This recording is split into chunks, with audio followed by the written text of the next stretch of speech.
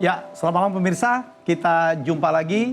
Jadi memang judul acara kita di rename, diganti gitu dengan berbagai pertimbangan dan saya suka banget ya. Jadi acara kita sekarang berjudul After Hours with Helmi. Ya, tetap saya hostnya itu yang paling penting. Dan ini adalah episode ketiga, tamu saya kali ini sangat luar biasa. Banyak hal, isu-isu up to date ya terkait permasalahan yang kita hadapin sekarang ya.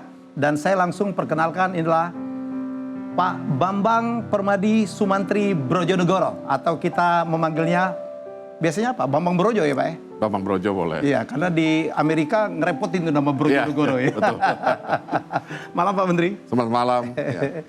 Menteri Menristek melangkap kepala BRIN ya Pak ya? BRIN, ya. BRIN itu Badan Riset dan Inovasi Nasional. Ini dia nih, banyak yang belum kenal ya. Betul. Mungkin saya minta izin nanti di segmen ketiga kita akan bahas BRIN itu apa dan tugasnya mestinya sangat luar biasa ya Pak? Betul. Oke, sangat luar biasa. Ya, negara kita dituntut untuk inovasi-inovasi. Berat sebenarnya tugas Pak Bambang ya? Ya, sangat berat karena saat ini kita menghadapi tantangannya langsung di depan mata kita. Ya. Kalau mungkin nggak ada pandemi COVID seperti ini, mungkin kan Lebih sifatnya ada rutinitas dan kemudian kita berupaya untuk melakukan riset yang dimensi waktunya panjang. Ya. Dan kadang-kadang riset juga tidak ada hasilnya. Ya, itu sudah hal yang biasa. Nah, tapi sekarang ini kita tidak punya kemewahan itu. Karena pertama waktunya pendek, diminta sangat cepat. Dan kedua diharapkan hasilnya jelas dan istilahnya efektif gitu. Oke, ini permasalahan kita, permasalahan bangsa kita, bukan saja permasalahan Bapak. Kita lihat dulu tayangan berikut ini Pak Bambang. Kakak aku udah gak bisa lihat terakhir kalinya. Ini mama, aku pengen gitu melihat yang terakhir kalinya. Jadi cuma sekitar 5 menit lah, at least aku bisa melihat wajahnya mamaku yang terakhir kali.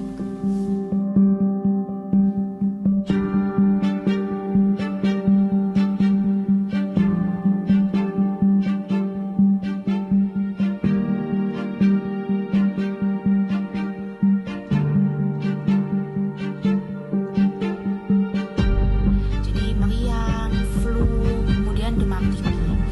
Nah, kami nggak nyangka bahwa itu COVID.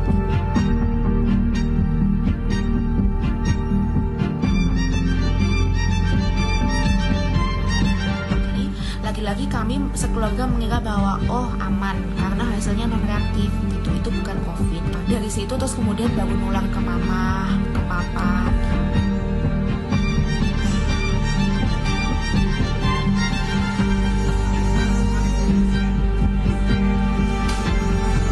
Tanggal 29 Mei itu mereka berdua dilarikan ke rumah sakit karena memang sudah kondisinya sudah nggak memungkinkan untuk isolasi mandiri. Papaku hanya sempat dirawat di rumah sakit itu cuma 1 malam. Setelah itu dikuburkan sesuai protap COVID.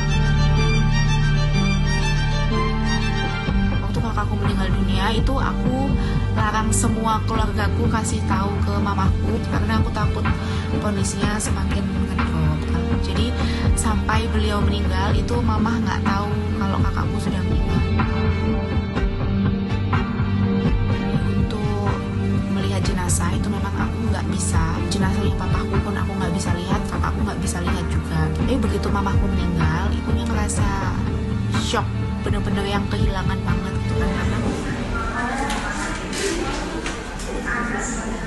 Akhirnya aku dibolehin ikut prosesi pemandian jenazah. Jadi aku dikasih APD lengkap. Jadi, walaupun itu aku hanya mampu bertahan 5 menit. Aku harus isolasi mandiri selama 1 bulan lebih itu sampai akhirnya dinyatakan negatif. Jangan sampai kita baru percaya bahwa COVID ini ada setelah kita sendiri mengalami ataupun ketika kita sudah kehilangan orang-orang terdekat kita gitu. Cukup pakai masker, jaga jarak, rajin cuci tangan. Sesederhana itu aja.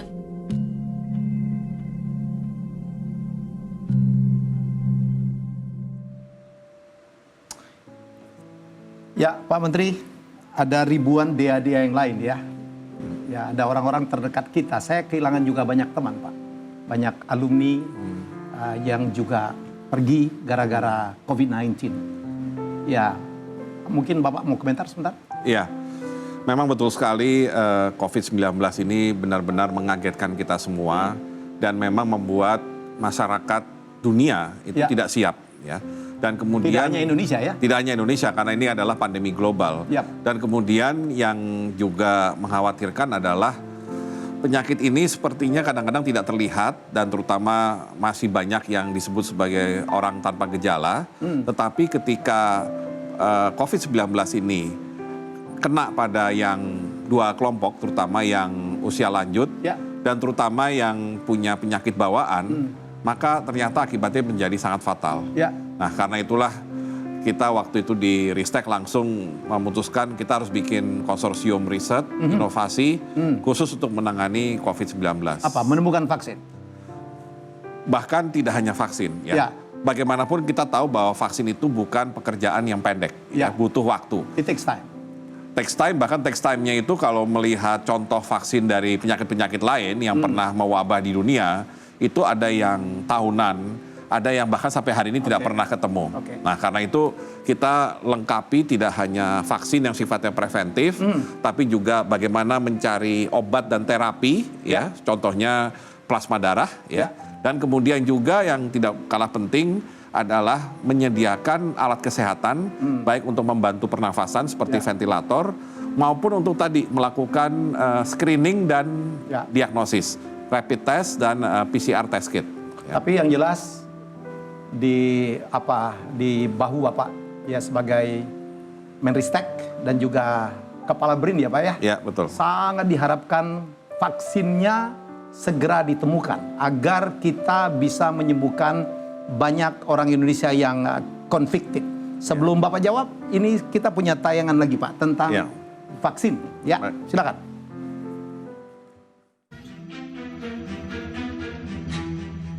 Vaksin corona buatan perusahaan Cina, Sinovac Biotech, tiba di Indonesia hari Minggu kemarin. Sesampainya di tanah air, vaksin Sinovac akan melalui uji klinis ketiga dilakukan tim peneliti PT Bio Farma, BPOM, Badan Penelitian dan Pengembangan Kesehatan, serta Universitas Padjadjaran.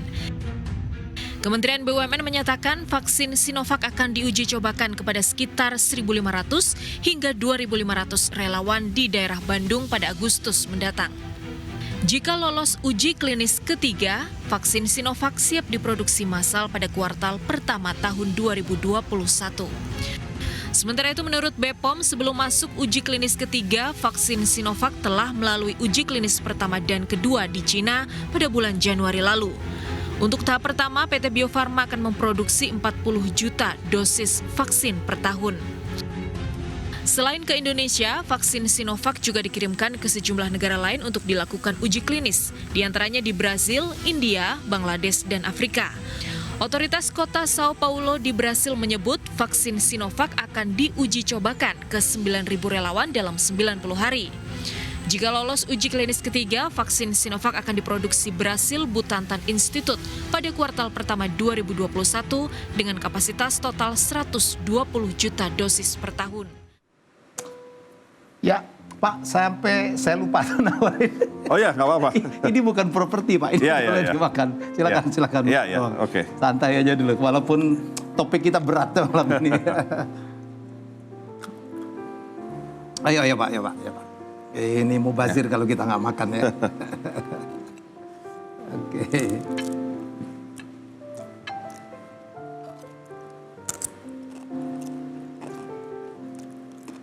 Wah, enak juga. Saya lama nggak makan cumi nih, Pak.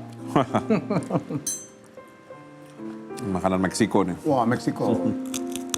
Saya dulu waktu di California, ini makanannya, Pak. Iya. Ya, ini California, Texas. Ya. Texas ya. Ya, ini memang Latin lah ya. Enak banget. Kita dulu kalau pesta di taman-taman, ya ini, beli chipnya, ya, tortilla, dan kemudian kita nyari sausnya. Oh iya. Salsa. Itu saya senang tuh kalau lagi nonton football di TV maksudnya. Ya. Beli tortilla, terus beli dipnya ya. Ya. Yang banyak itu terus. Bapak penggemar apa? Chicago Bears? Enggak, saya malah kalau football karena tahunnya pertama kali San Francisco 49ers. Oh iya? Zaman Joe Montana? Zaman saya, Joe Montana udah mulai itu ya, retired. Itu Steve Young. Steve Young. Oke. Kalau udah ngomongin olahraga Amerika gak bakal berhenti. Miami dan Marino ya. Dan Marino, ya. Pak, saya mau nanya nih, kenapa sih kita milih dari China, Pak? Ya. Jadi intinya kita Vaksinnya dari China ya. Dalam pengembangan vaksin untuk COVID-19 itu kita menggunakan 2 track istilahnya. Track pertama itu adalah kerjasama dengan luar negeri. Nah, luar negerinya siapa?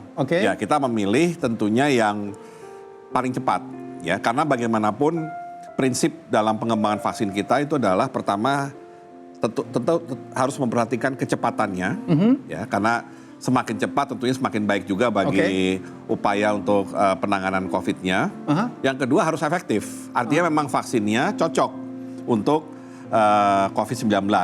Jadi bisa menimbulkan daya tahan tubuh dan diharapkan daya tahan tubuhnya itu bisa berlangsung lama, ya syukur-syukur seumur hidup. Ya, karena ada jenis vaksin yang daya tahannya mungkin 1 tahun, sehingga setelah setahun dia harus divaksinasi lagi. Ya. Nah, satu lagi yang paling penting karena kita adalah negara dengan 260 juta penduduk, kemandirian.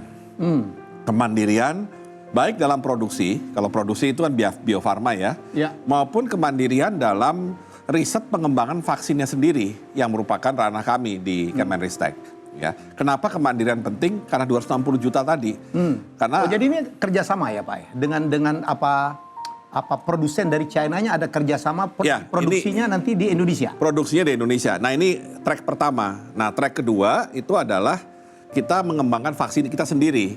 Yang sekarang ini sudah dijalankan oleh lembaga Eijkman. Meskipun memang kalau dari segi tahapannya, ya yang China memang sudah masuk uji klinis manusia. Sedangkan Eijkman masih di lab. Ya, tapi yang Eijkman itu kita targetkan pertengahan tahun depan. Itu yang merah putih itu? Merah putih, ya. Pertengahan tahun depan sudah bisa produksi massal. Produksi massal, ya. Tentunya setelah melalui uji klinis. Kalau yang Sinovac ini kapan mulai didistribusikan, Pak? Sinovac itu kan sekarang uji klinis tahap ketiga namanya. Nah, kalau uji klinis tahap ketiga yang mereka perkirakan 3 bulan itu selesai, maka harus dilihat dulu apakah efektif tadi ya. Dan kalaupun efektif, ada tingkatannya, berapa persen efektifnya. Sehingga harus diberitahu juga nanti bahwa yang divaksin barangkali suatu saat harus divaksin lagi. Ya, atau kita juga harus melihat apakah vaksin yang ini kan pengembangannya di China nih, riset dan development-nya. Ini apakah cocok dengan virus yang bertransmisi di Indonesia? Kan yang nawarin kan tidak hanya China kan Pak. Betul. Saya dengar ada juga dari Inggris, ada juga yang dari Amerika. Tapi Pak Menteri tadi mengatakan yang dari tawaran dari China yang paling sebenarnya tidak hanya satu, tapi yang kebetulan sudah sampai uji klinis tahap ketiga, memang yang Sinovac itu. Karena di China sendiri ada yang lain, misalnya Sinopharm, ya, yang juga sudah masuk uji klinis tahap kedua kalau tidak salah. Tidak hanya satu, tapi dua-duanya China juga dong. Dua-duanya China, tapi kalau lihat WHO, catatan mereka yang kecepatannya paling tinggi itu ada 3. Yang pertama ya Sinovac tadi. Kedua itu ada Oxford dan AstraZeneca. Itu yang dari Inggris. Ya, AstraZeneca Inggris dengan Oxford University. Nah, yang ketiga itu adalah Moderna, itu Amerika. Moderna. Dan yang menarik 3-tiganya menggunakan platform pembuatan vaksin yang berbeda-beda. Ya. Nah, tentunya ini saling bersaing ya. Tapi ya kita mikirnya positif bahwa mereka bersaing. Barangkali dari sisi bisnis mereka akan dapat keuntungan. Tapi yang paling penting bagi manusia ini adalah upaya penyelamatan. Orang soalnya, mohon maaf nih, kalau dengar dari China gitu, gimana? Karena itu kita lebih menekankan, saya sudah sampaikan dalam suatu rapat yang melibatkan Menteri BUMN dan Bio Farma, kalau bisa nanti dari total vaksin yang kita produksi, karena perkiraannya Mas Helmi yang kita harus produksi itu minimal 300 juta ampul. Penduduk kita kan 260 juta. Dan nggak mungkin kan saya divaksin, Mas Helmi enggak. Gitu. Karena Mas Helmi akan merasa, loh saya juga butuh vaksin. Itu nanti didistribusikan semua ya Pak? Didistribusikan, artinya divaksinasi massal lah. Divaksinasi massal? Free? Nah, tentunya itu nanti tergantung policy dari Kementerian Kesehatan. Artinya kalau menggunakan vaksin yang kerjasama dari luar, memang ada kemungkinan harganya agak sedikit mahal. Karena itu vaksin merah putih kita kembangkan, selain untuk kemandirian, juga harganya berpotensi bisa lebih murah. Lebih murah. Lebih murah, dan itu tentunya kan paling tidak kita harus jangkau semua masyarakat yang membutuhkan. Ya. Dan jangan lupa Indonesia bukan hanya 260 juta. Lokasi di mana penduduk itu berada pun tersebar di mana-mana. Oke. Hah, kita berharap betul ini cepat, Pak. Udah nggak tahan lagi nih dengan corona. Pak, saya akan nunjukin satu artikel yang saya minta juga Pak Menteri untuk memberikan tanggapan, Pak. Oke. Pak Jokowi minta vaksin COVID-19 selesai dalam 3 bulan. Ya, jangan berharap vaksin virus corona tersedia. Ya, itu nyebutnya tim tidak bisa, ini maksudnya Pak? Ya, mungkin maksudnya kata tidak bisa mungkin lebih tepatnya tidak pasti. Tidak pasti. Ya, karena kebetulan kan kita juga mengembangkan yang vaksin merah putih di Eijkman itu. Oke. Saya komunikasi langsung sama tim yang mengembangkan vaksin, ahli-ahli mikrobiologi. Ya, saya tanya, kenapa vaksin itu nggak bisa cepat? Ya. Ini pertanyaan awam kan, saya kan untuk bidang itu awam. Ya. Jawaban dari tim itu simpel. Iya Pak, ini nggak bisa cepat. Bukan masalah nggak bisa cepat ya Pak, tidak bisa dipastikan waktunya. Kenapa? Karena ini makhluk hidup, sel. Ya. Ini kan kita bicara mengenai sel ya. Nah sel itu makhluk hidup Pak, jadi ketika kita melakukan sesuatu terhadap sel, ya kita harus menunggu bagaimana reaksi selnya. Dan reaksinya nggak bisa bilang, 1 hari kamu harus itu ya, kasih reaksi kan nggak bisa. Ada waktunya sehingga baru kelihatan, oh ternyata selnya bereaksi atau tidak. Gitu. Nah jadi dari situ memang wajar sekali tadi yang WHO katakan, kita tidak bisa memastikan kapannya. Tapi saya yakin semuanya sedang berusaha secepatnya. Dan tentunya tadi cepat saja tidak cukup, harus efektif. Nah efektif ini kadang-kadang juga tidak mudah. Karena ada vaksin lain ya, bukan vaksin COVID, yang beda antar wilayah atau antar negara. Karena memang virusnya berbeda. Ada yang setiap 2 tahun harus dimodifikasi. Jadi vaksinnya harus diubah lagi karena virusnya bermutasi. Contohnya vaksin flu. Ya, Mas Helmi kan pernah sekolah di Amerika. Ya. Seharusnya setiap winter, Mas Helmi atau mungkin karena di selatan mungkin nggak terlalu dingin ya. Tapi di kami yang dulu di utara, itu harus divaksin setiap kali musim dingin. Oh iya? Karena saya nggak ngalamin Pak. Kena flu yang berat kita pasti. Nah karena itu divaksin flu. Nah vaksin flu itu rupanya setiap 2 tahun beda. Berubah dia ya? Berubah, ada mutasi dari virus. Jadi terus terang memang vaksin ini kita harapkan segera cepat. Tapi memang kepastiannya dan kejelasannya itu memang mungkin belum 100%. Pak, uji coba itu udah dilakukan ya? Uji coba kan tadi, yang mana nih? Vaksin mana? Vaksin yang Sinovac itu udah mulai dicoba? Sinovac sudah melalui uji 1 dan uji kedua. Di Indonesia? Enggak, di China-nya. Di China. Jadi mereka itu rupanya kalau saya perhatikan, kan ada 3 tahap nih uji klinis. Ya. Uji pertama tuh biasanya untuk mengecek vaksin ini aman atau enggak. Oke. Ya, jadi belum ngomong efektif tidaknya, yang penting aman. Karena itu paling penting kan. Nah, setelah lolos masuk yang kedua. Nah, rupanya yang 1 dan 2 itu hanya dilakukan di China. Nah, kenapa kemudian yang ketiga itu dia tadi masuk ke negara-negara lain? Karena tentunya mereka ingin vaksinnya bisa diterima oleh berbagai negara dengan jumlah penduduk yang jauh lebih besar. Ya. Dan satu lagi, memang vaksin itu harus diuji cobakan kepada berbagai berbagai kelompok penduduk. Ras juga ya? Dilihat dari ras, ethnicity, gender, umur. Lokasi juga? Lokasi, umur yang lupa. Ya, anak-anak, yang remaja, yang dewasa, sampai yang tua. Karena kan kita inginnya vaksin efektif buat semua umur. Gitu. Baik, Pak. Saya dengar uji cobanya akan 18 sampai 59 tahun ya? 18 sampai 59 yang dianggap usia yang efektif ya untuk ini. Yang berpotensi terkena COVID. Ya. Baik, Bapak jangan jelaskan dulu kenapa 1859 yang dipilih, ya bagaimana yang di luar range itu, tapi jangan kemana-mana, kita break dulu Pak Menteri. Silakan Pak. Kita akan kembali setelah yang berikut ini. Ayo Pak.